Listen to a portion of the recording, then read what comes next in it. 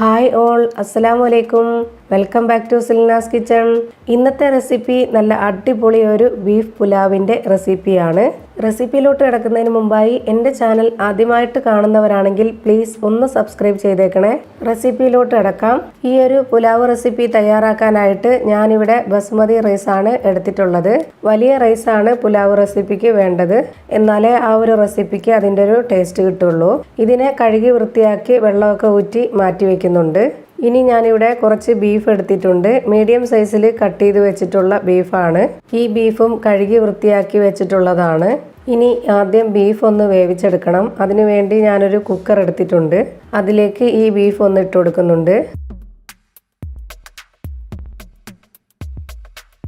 ഇനി ഇതിലേക്ക് 1 സ്പൂൺ കുരുമുളക് പൊടി ചേർത്ത് കൊടുക്കുന്നുണ്ട്. ഇനി ഈ ബീഫിന് ആവശ്യമായ ഉപ്പും കൂടെ ചേർത്ത് കൊടുക്കുന്നുണ്ട്. ഇനി ഇതൊന്ന് ഇളക്കി കൊടുക്കാം.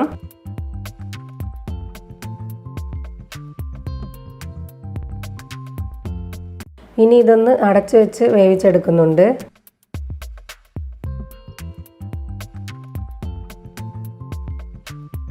ഇപ്പോൾ ബീഫ് വേവുന്നതിനുള്ള സമയമായിട്ടുണ്ട്. ഇനി ഇതൊന്ന് തുറന്ന് നോക്കാം. ഈ ബീഫ് കുക്കറിലിട്ടടിക്കുമ്പോൾ ഇതുപോലെ 1/4 വേവിലേ എടുക്കാവൂ. കറക്റ്റ് വേവിലെടുക്കണ്ട. ഇനി റൈസിൻ്റെ കൂടെ ഇട്ട് വേവിക്കാനുള്ളതാണ്. അപ്പോൾ ഈ ഒരു വേവിലെടുത്താൽ മതി. ഇനി നമുക്കിതൊന്ന് മാറ്റി വയ്ക്കാം. ഇനി അടുത്തതായി മിക്സിയുടെ ചെറിയ ജാർ എടുത്തിട്ടുണ്ട്. ഇതിലേക്ക് കുറച്ച് വെളുത്തുള്ളിയും ഇഞ്ചിയും എടുത്തിട്ടുണ്ട്. ഇതൊന്ന് ഇട്ട് കൊടുക്കാം. ഈ ഇഞ്ചിയും വെളുത്തുള്ളിയും ചതച്ചല്ല എടുക്കേണ്ടത്. ഈ ഒരു പുലാവ് റെസിപ്പിക്ക് വേണ്ടി ഇത് അരച്ചെടുക്കണം. അരച്ചെടുക്കുന്നതിന് വേണ്ടി കുറച്ച് വെള്ളം ഒഴിച്ചു കൊടുക്കുന്നുണ്ട്. ഇനി ഇതൊന്ന് അരച്ചെടുത്തിട്ട് വരാം. ഈ വെളുത്തുള്ളിയും ഇഞ്ചിയും ഞാനിപ്പോൾ നല്ലപോലെ അരച്ചെടുത്തിട്ടുണ്ട്. ഇതുപോലെ നന്നായി അരച്ചെടുക്കണം. ഇനി ഇത് റെഡിയാക്കി എടുക്കാനായി ഒരു പാത്രം വെച്ച് കൊടുത്തിട്ടുണ്ട്. ഇതൊന്ന് ഫ്ലെയിം ഓൺ ആക്കിയിട്ട് അതിലേക്ക് കുറച്ച് നെയ്യ് ഇട്ട് കൊടുത്തു.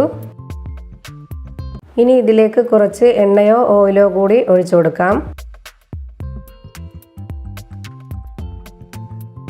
ഇനി ഇത് നല്ലപോലെ ചൂടായി വരുമ്പോഴത്തേക്കും 2 സബോള കട്ട് ചെയ്തത് ചേർത്ത് കൊടുക്കുന്നുണ്ട്.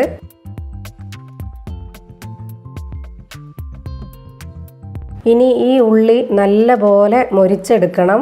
നമ്മൾ സാധാരണ വഴറ്റിയാണ് ബിരിയാണിക്കൊക്കെ എടുക്കുന്നത്. പുലാവ് റെസിപ്പിക്ക് വേണ്ടി അങ്ങനെയല്ല, നല്ലോണം മൊരിച്ച് ഫ്രൈ ആക്കി എടുക്കണം. ഇനി ഇതിലേക്ക് നേരത്തെ അരച്ച് വെച്ചിരുന്ന വെളുത്തുള്ളിയും ഇഞ്ചിയും ചേർത്ത് കൊടുക്കുന്നുണ്ട്.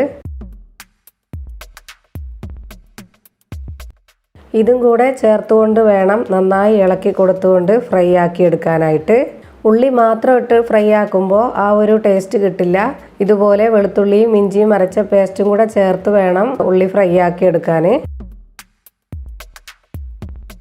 ഇപ്പോൾ ഉള്ളി റെഡിയായി വന്നുകൊണ്ടിരിക്കുന്നുണ്ട്. ഇതിനിടയിൽ നമ്മൾ ആദ്യം തന്നെ വെളുത്തുള്ളിയും ഇഞ്ചിയും പേസ്റ്റ് ഒഴിച്ചു കൊടുത്തതുകൊണ്ട് അത് ആദ്യം ഫ്രൈ ആയിട്ടുണ്ട്. ആ ഒരു ഗ്രേവിയിൽ കിടന്ന് വേണം ഈ ഉള്ളിയും ഫ്രൈ ആവാൻ.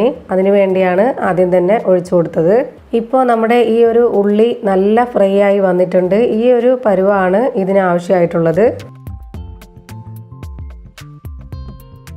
ഇനി ഇതിലേക്ക് നേരത്തെ അരി അളന്ന് വെച്ചിട്ടുള്ള അതേ ഒരു പാത്രത്തിൽ അത്രയും വെള്ളം എടുത്തിട്ടുണ്ട്. ഇതിൻ്റെ കൂടെ കുക്കറിൽ ബീഫ് വേവിച്ചപ്പോൾ കിട്ടിയ ഗ്രേവിയും കൂടെ ചേർത്താണ് ഞാൻ അളന്നെടുത്തിട്ടുള്ളത്. ഈ ഒരു പാത്രം വെള്ളം ഒഴിച്ചു കൊടുക്കുന്നുണ്ട്. ഇനി ഇതേ അളവിൽ തന്നെ ഒരു പാത്രവും കൂടെ വെള്ളം ഒഴിച്ചു കൊടുക്കണം. അതിനു മുമ്പായി വേവിച്ച് വെച്ചിട്ടുള്ള ബീഫ് ഇതിലേക്ക് ഇട്ട് കൊടുക്കാം. ഇനി ഇത് നല്ലപോലെ ഒന്ന് ഇളക്കിയെടുക്കാം. ഈ പാത്രത്തിൻ്റെ അടിയിൽ ചെറുതായിട്ടൊന്ന് ഒട്ടിപ്പിടിച്ചിട്ടുണ്ടാവും വെളുത്തുള്ളിയും ഇഞ്ചിയും പേസ്റ്റ്. അതെല്ലാം ഇളക്കി നന്നായി ഒന്ന് യോജിപ്പിച്ചെടുക്കുന്നുണ്ട്. ഇനി അളന്നു മാറ്റി വെച്ചിരുന്ന ഒരു പാത്രം വെള്ളവും കൂടെ ഒഴിച്ചു കൊടുക്കുന്നുണ്ട്. ഈ ഒരു വെള്ളം എടുത്ത പാത്രത്തിൻ്റെ 1/4 ഭാഗം അരിയാണ് ഞാൻ എടുത്തിട്ടുണ്ടായിരുന്നത്. അതുപോലെ തന്നെ 1/4 ഭാഗം വെച്ച് 2 പാത്രം വെള്ളമാണ് ഒഴിച്ചു കൊടുത്തത്. ഇനി ഇതിലേക്ക് ആവശ്യത്തിനുള്ള ഉപ്പ് ചേർത്ത് കൊടുക്കുന്നുണ്ട്. ഇനി ഇതിലേക്ക് 1 സ്പൂൺ കുരുമുളക് പൊടിയാണ് ചേർത്ത് കൊടുക്കുന്നത്. ഇനി ഇതിലേക്ക് 1/2 ടീസ്പൂൺ ഗരം മസാല പൊടിയാണ് ചേർത്ത് കൊടുക്കുന്നത്.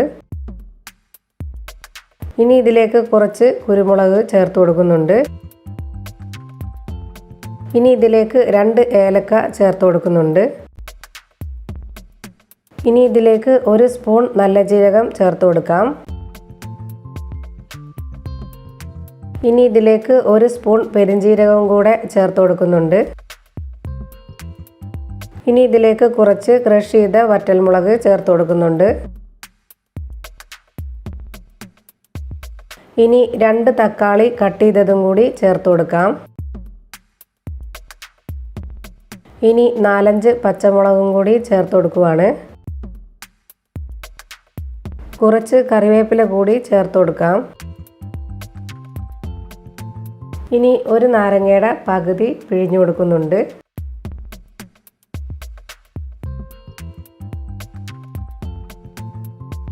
ഇനി ഇതൊന്ന് ഇളക്കി കൊടുക്കാം. ഇനി ഇതിലേക്ക് കഴുകി വെള്ളമെല്ലാം ഊറ്റിക്കളഞ്ഞിട്ടുള്ള റൈസ് ഇട്ട് കൊടുക്കുന്നുണ്ട്. ഇനി ഇതെല്ലാം കൂടെ ഒന്ന് നല്ലപോലെ ഇളക്കി യോജിപ്പിക്കുന്നുണ്ട്.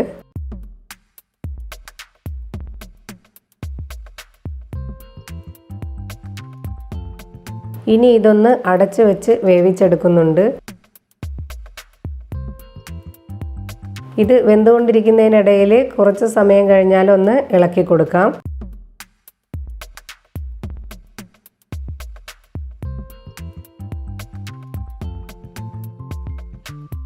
ഇനി വീണ്ടും ഇതൊന്ന് അടച്ചു വെച്ച് വേവിച്ചെടുക്കുന്നുണ്ട്. ഇപ്പോൾ നമ്മുടെ പുലാവ് റെസിപ്പി വേവാനുള്ള സമയമായിട്ടുണ്ട്. ഇനി ഇതൊന്ന് തുറന്നു നോക്കാം. ഇതിൽ നിന്നും കുറച്ചെടുത്ത് നോക്കാം വെന്തിട്ടുണ്ടോയെന്ന്. റൈസൊക്കെ കറക്റ്റായിട്ട് വെന്ത് കിട്ടിയിട്ടുണ്ട്. ഇതുപോലെ നല്ല ഗ്രേവി ആയിട്ട് ഈ ഒരു രീതിയിൽ വേണം നമ്മുടെ പുലാവ് റെസിപ്പി തയ്യാറാക്കിയെടുക്കാനായിട്ട്. ഇനി ഞാനിതിനെ വേറൊരു പ്ലേറ്റിലേക്ക് മാറ്റിയിട്ടുണ്ട്. അപ്പോൾ ഇത്രയേ ഉള്ളൂ എൻ്റെ ഇന്നത്തെ വീഡിയോ ഇഷ്ടമായാൽ ലൈക്ക് ചെയ്യാനും കമൻറ്റ് ചെയ്യാനും ഷെയർ ചെയ്യാനും മറക്കരുത്. പുതിയൊരു വീഡിയോയുമായി വീണ്ടും വരും. Thank you for watching.